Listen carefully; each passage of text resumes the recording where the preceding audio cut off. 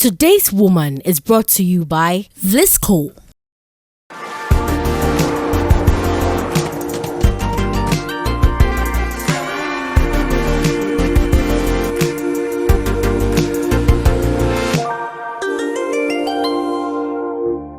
And we are blessed to have another beautiful Saturday, and I'm privileged to be on your TV screens again. And it is time for us to have conversations, very deep heart-to-heart conversations about and with the women who are going against the grain to shape their world. Today, we're going to have a conversation about autism. And I was reading about autism the other day, and whilst researching for this conversation, I came by this quote, and it is by Dr. Colin Zimbelman, and this is what it says.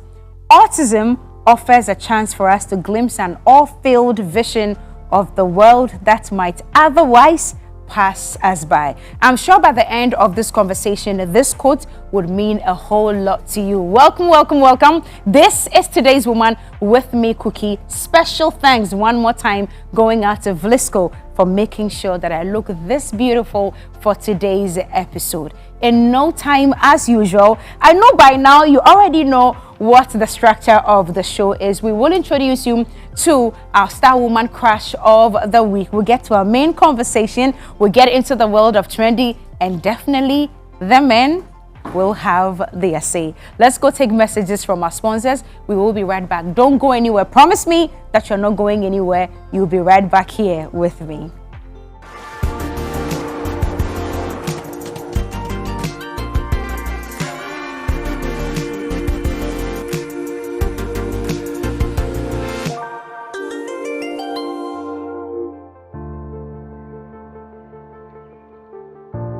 I'm always excited when it is Saturday because I get to be chosen by you, and that's a great privilege. Now let's move on to our star woman crush of the week. Alice Georgina Deering is a Ghanaian British swimmer, and in June 2021, Deering qualified to represent Great Britain in the 2020 Olympics. Deering co-founded the Black Swimming Association in the year 2020. Now the charity was founded to encourage swimming among BME communities in Britain and has the support of Swim England. Deering grew up in a suburb of Birmingham and started swimming at the age of 8. She studied at the Royal Wolverhampton School and was accepted to Loughborough University to study social media and political communication. She was the first black female swimmer to represent Britain at an Olympic competition in 2021 when she competed in the 10-kilometer marathon swim. We are proud of you. And just sending you a reminder that if there's any woman where you are, very close to you on social media, anywhere at all, who is worth celebrating as a woman crush of the week, let's know using the hashtag Today's Woman across all our platforms at TV3 Ghana. And now to our winning conversation of the day. But before she comes on stage, please, let's take a look at her profile. Serwah Quaynor is a retired USA nurse practitioner and women's health educator. She has been a social entrepreneur in education in Ghana for 26 years, working with persons with autism and undiagnosed children in mainstream schools. Her 41-year-old son, Nate, was diagnosed with autism 39 years ago in the USA. She returned to Ghana 26 years ago, and in search of services to help her son and not finding any, she made a personal commitment to help other children with autism and set up the Autism Awareness Care and Training Center in 1998. AACT has organized numerous workshops to educate parents, siblings, teachers, social workers, health professionals, and other community members on the issues of autism. Ladies and gentlemen, our winning woman for today. And our winning woman of the day is right here, an expert in autism, I call her. Ladies and gentlemen, please welcome Mrs. Serwah Quaynor. All right, Mama, good to have you. Welcome, welcome, welcome, welcome. This is your seat. Please sit comfortably. Make sure you're good, and then we can have our conversation. Are you okay? Maybe to the middle part a little bit. Are you comfortable? Yeah. You're comfortable. Good to have you on the show, Mama. Good to be here. How is everything? Wonderful. I want to take you back to the US, where you spent most of your life. And I'm sure that's where you had your son. Yeah. And at the age of 2, that was when he was diagnosed with autism. But before that, did you grow up here in Ghana? Yes, I did. You did? Yes. Okay, where in Ghana? Here in Accra or where? Accra. Ganyo Bijibo. Well, and Ko, my father's Ko. Oh, what a combination. Ga and Kwewu. Yes. So what's the name of Daddy? Daddy, of blessed memory, Mr. J.K. Darfur. All right. And then Mommy? Mommy is Mrs. Beatrice Darfur. But she's still alive? No, she's also gone. Oh. Yes. Why did you guys do that to her? But I'm sure it's been a long time, right? It's been, Daddy, he died at 98 and a half, 3 years ago. Yes, and Mommy left 12 years ago. 98 and a half. Yes. First of all, I'm sorry for your loss. Oh, it's okay. But they grew so old, 86 and 98. We have longevity in the family. But are there any lifestyle changes or implementations that you do to help with the longevity you want to share with us? Well, actually, for my dad, he grew up in Ko. And he said when the minute he saw books. So he knew a lot, and he said usually they would cook food that he didn't like. So he lived on fruits. And he would climb he was like a monkey, from tree to tree.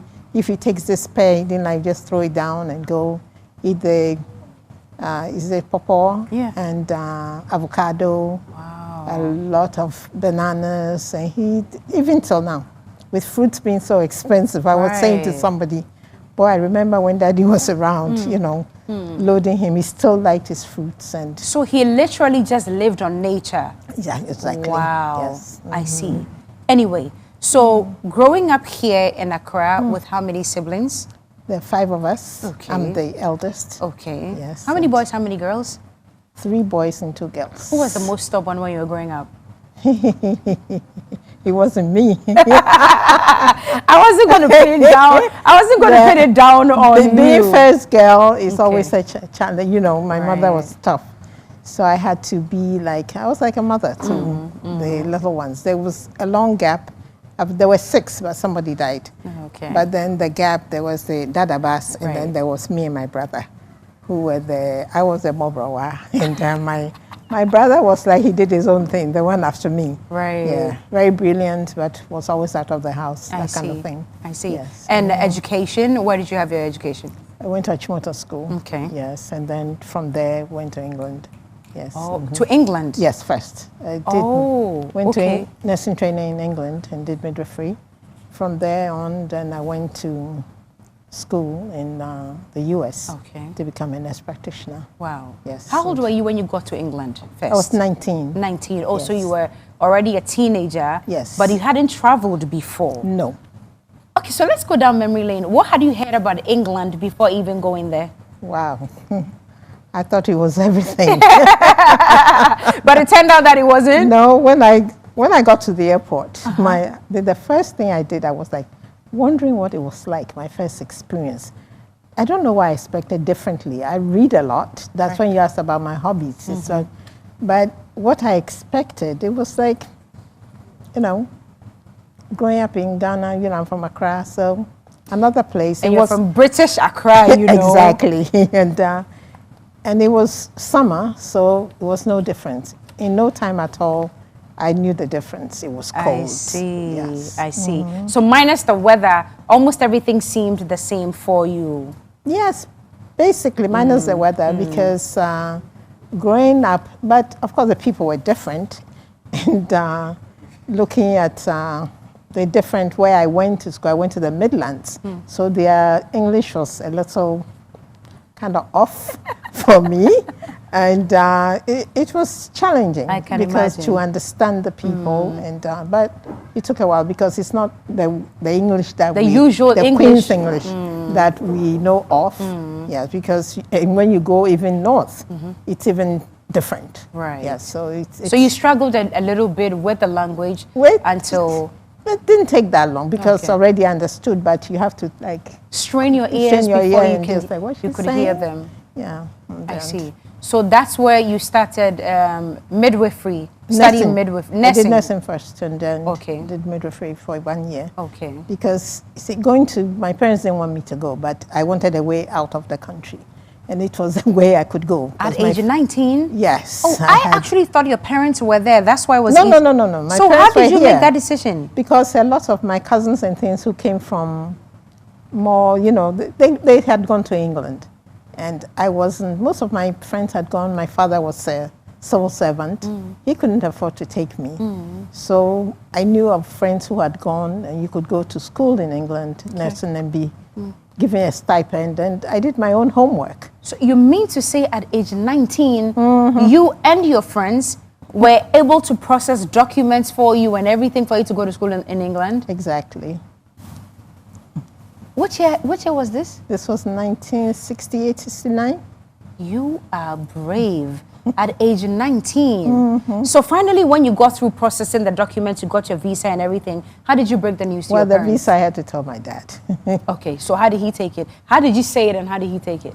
Well, do you remember? I remember telling him that, well, my best friend, my cousin, was in England and some of my friends had gone. You know, people, at that time, there was no exodus per se. Right. But some of us were just, you know, the people I was hanging around were they'd all gone. They all gone. Yeah. And, you know, trying to be here and study and stay. And Daddy was not too happy. Yeah. But my mom, and I had relatives in England, my mom convinced him that, you know, this is what she wants to do. And you're here. You know, I was kind of Daddy's girl in a way. And it was like, she's supposed to go here and stay here and stuff. So he agreed to, pay for my fare and help me with because he was a senior principal secretary, so getting the visa and processing the papers was a little easier. Was easy, yeah. Okay, I see. So how long were you in England before you moved to the US? I was about 5.5, almost 6 years before my then boyfriend, husband now, was then in the US. Yes, and we actually both left Ghana the same year. Yeah. No, wait. At age 19, you already knew your husband? Yeah. You knew him already? Were you dating then? Not really. But you guys... He was kind of pretending to be my brother's friend and coming to the house. Now it makes sense, right? Also, all of that all along was pretense. Not really. But so you knew there was something cooking? Well, he was forcing, and I was like, oh, please. But the rest of the family just considered him your brother's friend. My mother liked him. Sana. Yes. And actually, I was ill one time before we traveled, and I was admitted to the hospital, Ridge Hospital. I remember, and he was always there. Wow. He was somebody who was always there. Was that how you knew he was the one? Kinda. Okay. So even at that age, you just could tell and you could smell that he was the one. And my dad had warned me not to, you know, it's like that's one. And he kept visiting me in the UK from the US every year. Okay, so you moved to the UK and he moved to the US. He got a scholarship. But he was still visiting you and all that. Yes. Okay, I think this was just divinely orchestrated. It made it very easy for him to come and see you. So then finally you got married before you moved to the US, or you moved to the US before marriage happened? We got married in the UK. Did the traditional wedding, you know, marriage, and then moved. Okay. Yeah, but I also visited once or twice. Okay. Yes. All right. So now let's bring it to childbirth. Okay. You were married, you were very happy, and I'm sure when you were going to have your first baby, you were excited, you had expectations.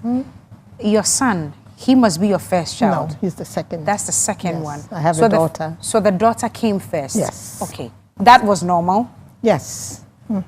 Okay. After how many years did you have your second pregnancy? 5 years. Enough. There's 5 years difference.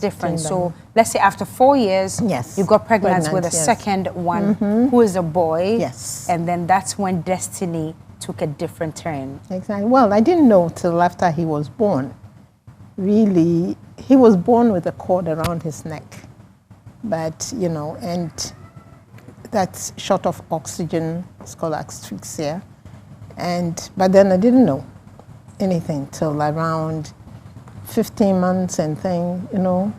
He wasn't really communicating the way my daughter was, and I'd taken him. We were in the States then.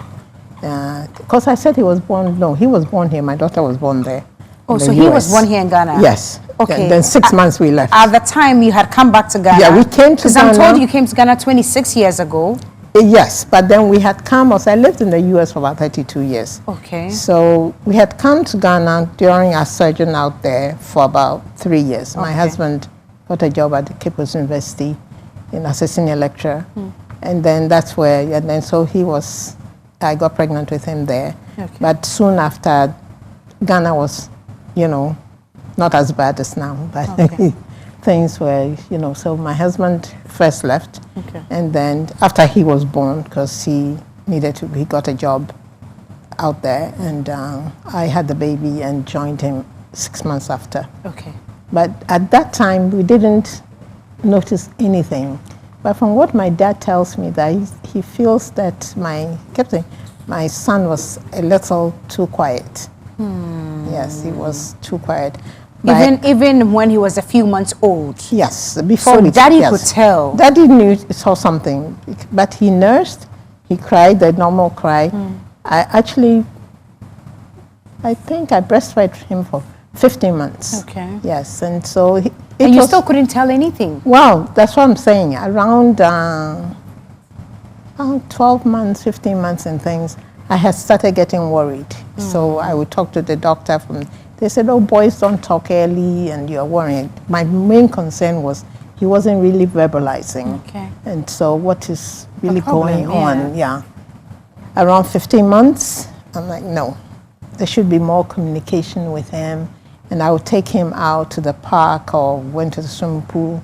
And the woman told me, your son does not look at people when you... So I got angry, like, how dare you? But what did she say again? Your son does not look at people when you talk to him. Oh. But in retrospect, I'm thanking her. I wish I knew where she was to go and say, oh, thank you. Thank you, because she actually saw put your mind to it. And I'm telling the doctors, you see, because when you go to a doctor's visit, and you're talking to them, they have very little time to really listen and process what you're saying. And process everything. And they said, oh, you're worrying too much. This was in the US. Even then, at that time, people were not really talking about autism. But then at age 2, when I knew I was a stay-at-home mom for a while, not out of choice. Right. I personally believe that I should nurture my children before I go back to work. So at 2, I had planned to go back to work. So I started putting him in creche and different places so I could find a job. And we've gone to the US, we want to make some money, send some money home. And here I am at home all the time. But my husband had a good job, but that was not it. A professional, you want to also do something. But then when I would leave him at the daycare, they would call me to come and take my child away. Wow. Because he was not complying, crying a lot and things. So I insisted, went to the doctor, so I was referred to the big hospital. Okay. And there they diagnosed him with autism. But before the diagnosis, did you notice any difference in appearance? Did he look any different? Autism has no look. Wow. Autism, when you see the guys here, the women, autism does not have a look. Many famous people have autism. Yeah. Elon Musk be one of them. Does he look different? No. Bill Gates, does he look different? No. So there's no look to autism. A lot of people ask that kind of question, and I was saying because they're thinking, because it's a disability or something. So you must look different. No. There are many invisible disabilities. Right. Autism being one of them. Dyslexia, sickle cell. Right. There's no look. It's just definitely there's a problem. Okay. But with autism being a neurodiverse, it's like it's a neurological. So there's no look. But if you say cerebral palsy, yes, there's a look. If you say Down syndrome, there's a look. But people with autism but then people with autism can also have other Wow. conditions. Deficiencies. Yes, we call them comorbid conditions. Okay. Yes, they're I see. conditions really. Wow. And then, yes, but generally, there's no look. How did you take the news of the diagnosis? Whoa, I was broken. Then I know I can smile now. It's been years. He's 41. He's a darling. But at that time, I remember back in my nursing training during my psychiatric period where we do 3 months. This was in England. I had seen a child with autism sitting by himself somewhere far away, something, and then, of course, being African, I'm like, hey, is this the way? I just did not go towards, show any affinity or likeness. Is this what God is doing to me? Mm-hmm. Of course, I know that's a lot of hogwash now. It's really nonsense. I shouldn't be thinking that. But then I kept thinking, I remembered the word autism because I had heard about it. And then I just said, okay, so what is my son's life? I didn't even think of me. What's my son's life going to be like? So I was broken, completely broken. I can just imagine. Yes. I can just imagine. So that day at the hospital, what were you told? What were some of the questions that you asked the doctor? Because now you're going to be dealing with a different situation you have no idea about and even how to manage. What were some of the questions that you asked? Cookie, they did not even give you a chance to really ask questions. You're told this and then you're given a social worker to work with. And I remember being told I should not expect much from my son or that he will not really progress much in life. And to their shame... That's what you were told? Yes, those years ago. Don't expect so much from him because he really... Yes, is that deficient, and he's not. And that as we speak today, he is working at Kempinski. He still doesn't talk, but I wish, if one day you meet him and you be like, what? And this is autism, because autism is a spectrum disorder. There are people who, yes, what they were saying, it could be that sit and rock all day and maybe are not even toilet trained, or it's a huge, huge difference. Autism, the people on the very high spectrum and the very low spectrum. So when you see one person with autism, you have seen that person with autism. Don't assume, Serwah has autism, Cookie has autism, so we are the same. No. It's different. It is totally So different. that's why there's another quote that I came across that says autism is not a processing error, it's a different operating system. Exactly, that's a It good now one. makes sense to me. Mm-hmm. All right. So now let's move from the hospital and come home. Yeah. At the time, what couldn't he do? At the time, he was only 2, so he was not toilet trained. And, when he was little, for me, it wasn't much of a challenge because I did not have the sleepless nights as a lot of people talk about. Remember, I'm talking about a wide spectrum. So he ate well, and till today, he has a beautiful appetite. But for some people, they have challenges with diet and all the different things. His thing was he was not talking to us, and he was extremely hyperactive. If you stay in the American fridges and things, you wake up and you find him on top of the fridge. He's trying to pick something from the cupboard. I know a child like that. Yes. I know a child like that. He will climb the cupboards. He will go on top of the fridge. There was one time we were looking for him in the area. We couldn't find him, but he was on top of a tree looking at us and laughing. Yes. Yes. Looking at all of us and laughing whilst we're very worried looking for where he was. So I've seen that before. Yes. And not all of them are like that. And for my son, his first words were, he was 5 years old. Okay. And my daughter, who is 5 years older than him, was like, oh, come on, his name is Naughty. I'm tired. Then she came to him, Mom, you keep telling me to pray. I keep praying and praying, nothing happened. That day, that particular day, He talked. he said his first word. What did he say? Cheerios. It's this box of cereal. No, that I he know was, Cheerios. yes, that he was looking for. And then we had hidden it because he would just keep eating and, nonstop. That was his first word, Cheerios. Cheerios. And that was how my daughter was given so many scholarships for her university, because her essay was about Cheerios. about autism. Oh. And living with autism, her brother, and why she believes in God. Oh, so Yes. that actually came as a blessing Yes. to his big sister. Exactly. And now he himself. Yes. So he's got a very good appetite. So he drinks water and everything. Oh, he Because drinks I a know lot of another water. autistic child who cannot drink any other but rainwater. Yes. Yeah. Yes. Why am I not surprised? I've interviewed an autistic child and his mother who only gives him rainwater. He can't drink normal water. He doesn't want to. But if they train him, he could If drink they train. normal water. You got the word. Okay. Train. So it's training. It's training. All right. So since we're talking training. about training, we are going to go straight to the Autism Awareness Care and Training Center that you established in 1998. What led you to that? Your son's condition? Yeah, obviously him. Okay. We returned. I had said to myself, as for Ghana, dear, forget it, I'm not coming. We would visit family. Right. But one time we came and the stigma and people's attitude towards, Even with the wide spectrum, yes, because but he people don't he know. just couldn't talk. That was the only thing he couldn't do. He's a beautiful, beautiful man now. He's a And beautiful even boy. that with the stigma. Yes, and even with family members, you get it from some people. Even my dear mother, bless her soul, we would go to the house, and then she'll say, "Oh, don't let Naughty go into my room," and he will scatter because he likes perfume, because that's also sensory. Yeah, he wants to smell it, and he could scatter and pour the things out, because he just wants to Smell it. So Grandpa would say, okay, he can go to my room. And then, so for a long time, now my mother was seeing the improvement, and he says, oh, and I asked Note to come with me to my room, he won't come.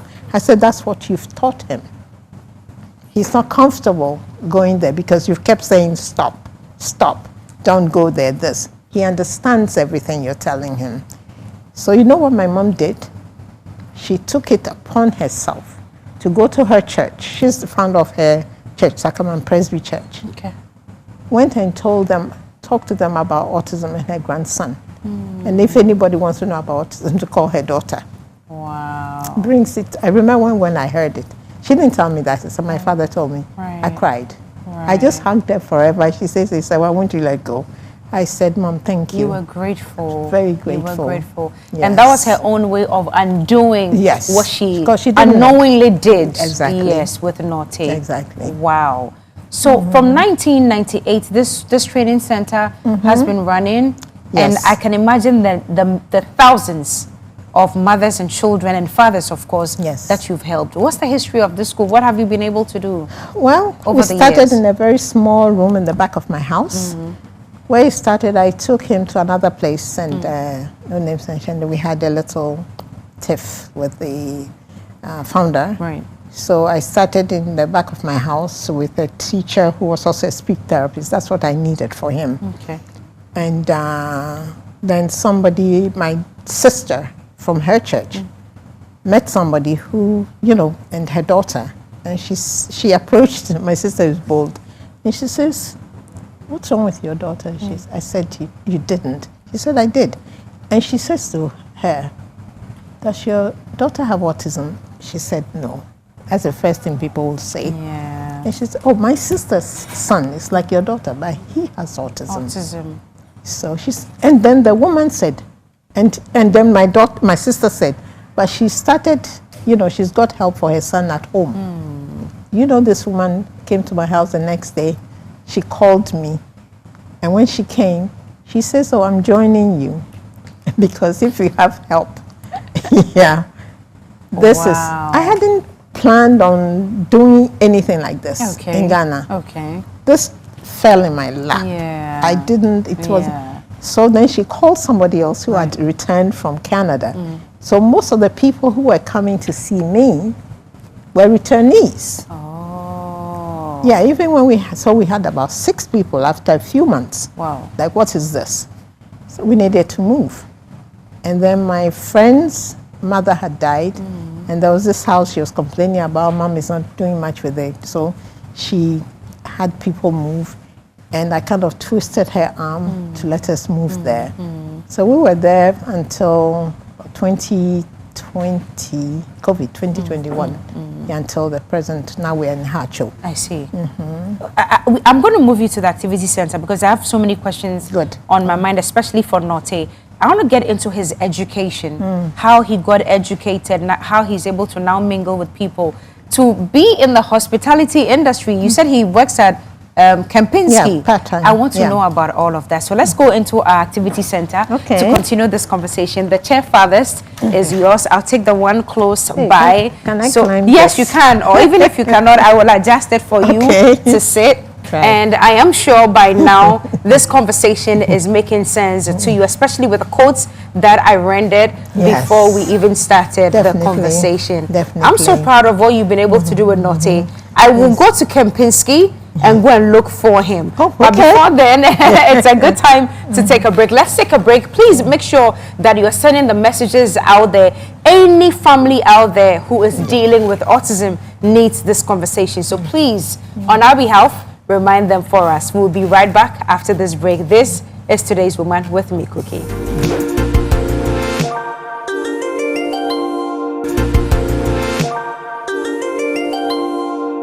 Welcome back to Today's Woman with me, Cookie, and of course with Mrs. Serwah Quaynor. The conversation has been on autism today, and as she hinted, this conversation must go out there for a lot more people to be aware of even situations that they may not have too much knowledge of, but of course you can live with them, love them, and make them feel cared for. So I was speaking about Norte, I was speaking about diet, I was speaking about lifestyle changes and all of that. So, and I wanted to ask a question about education as well.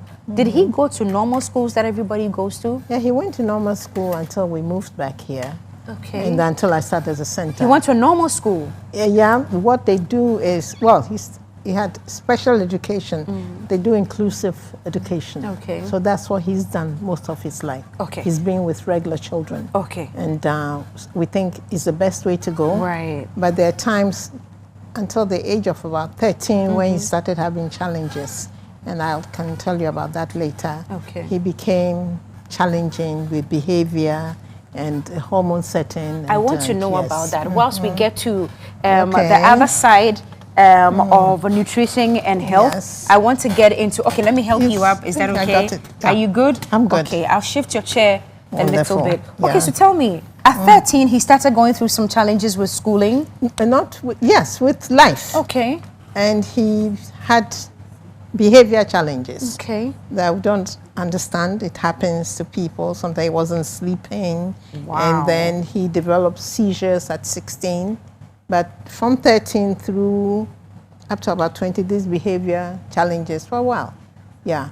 And it was explained to me, seeing so many neurologists, and it was, more brain damage or something. We don't know what happens with the hormones. And for a lot of people with autism, especially boys, they get about 30% of them do develop seizures. Wow. And and when you have, he had a very severe seizure the first time, so it's further brain damage. And yes, it's a lot of psychological work to take care of somebody like that. Exactly. Emotional uncertainty. You don't know what's going on. How have you managed these 41 years? Yes. God above. And it's been challenging, but autism humbles you. So if you have a child with autism or any kind of disability, and you don't get to know God deeply, then I don't know, because it's humbling. No, it's sabodenche. It's sabodenche. You still care like that. It's sabodenche. Wow. And but it's taught me patience, humility, and how to even love others more. Right. Because you must have your capacity to love. It is God who gives it. Yeah. He's just expanded my territory. Yeah. Like he says, Jabez in the Bible. Yes, he says, expand my territory. Wow. So that's what he's done. Okay. Now, we've made a lot of smoothies here on the show, if, of course, you've been watching over the past few months. But this looks a little different. This is simple. It's a juice. So what do we have? Is this cucumber? and then pineapple, and then ginger. Ginger. And that's it. I needed mint leaves. I couldn't find it. Oh, and you can omit the mint. Mint leaves. But the mint makes it special. Okay. So all right. So what would you call this? Or what name? Do you have a special name for it? green juice. Green juice is what you call it. Okay. Usually I don't peel the cucumber. You use the back, the green. Yes, but I couldn't find any organic cucumbers today. here. So I peeled, washed it well, and peeled. Okay. Yeah. But I have a place I get my cucumber from. Okay. But Organic organic, yeah. Okay. Laboni coffee shop. Okay, that's where you get it from. Yes. Anyway, so let's get into it. So after 20, the seizures stopped a little bit, right? Yeah, 20 something. It went on medications and things, but we had to titrate it down because he was giving all kinds of medications for the behavior as well. It wasn't the best I can thing. imagine. There were side effects and stuff. Oh, of the medication. Yes, and so we used a lot of behavior management, what we call applied behavior therapy. So once we get to the smoothie, I want to understand. So when you moved back to Ghana, how old was Note? Note was, Charlie has 16. He was 16 when you moved back to Ghana. Okay. Yes. And then from that, did he continue education here in Ghana when you moved back? Yeah, we was at the center. Okay. Oh, at the center that you had opened. Okay. Yes. So from 98 till now, what's the ballpark figure of the number of autistic children who've gone through the center? Oh, that's very difficult to say, but I'll say thousands. I can imagine. Because I say that because we have created social impact also across Ghana. Okay. We do a lot of awareness. Now we're talking about acceptance. Right. And people call us from all environs of Ghana, even across Africa. So we're doing a lot of training. We do counseling. We're talking to people to let them know it is well. It is well. Right. Even in autism, Right. you can find a way. Most importantly, get some training. Let me ask help a your bizarre child. question. Go on. Can you die out of autism? Can autism kill anyone? No. Oh. You can, like I said, it's not a disease. It's a condition. It's a condition. So you can live with a condition for years and years and years. It's not an illness. It's not a disease. Okay. So it will not kill you. I understand. Thank you for that education, because it's a question that's been on the streets that people wanted me to ask you. So it's a condition. You don't necessarily die out of it, but maybe something else along the line could definitely take you out. Persons with autism could live to a very long life. Their lifespan is long. Okay. Yes. Let's get to the smoothie bit. Okay. She said that green juice. Yes. So ginger Fruit going juice. in first here. But what we adding ginger? Because ginger is good for you. Okay. Ginger has a lot of antioxidants, and it's good for the stomach. It's good for, actually I'm going to do the pineapple first. Okay. And if you can help me with opening, they all go in together. Okay, sure.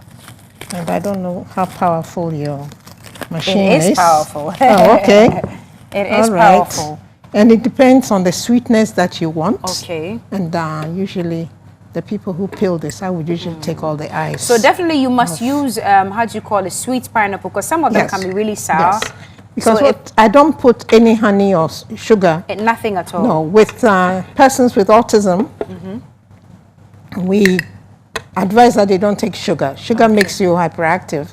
You can tell I'm checking on there to make sure that the pineapple is all nice. Yeah. And that's because it's going to, we don't want it to end up being sour. Okay. And then and this is packed with nutrients. All right. And the people who are allergic to pineapple, I use other fruits as well.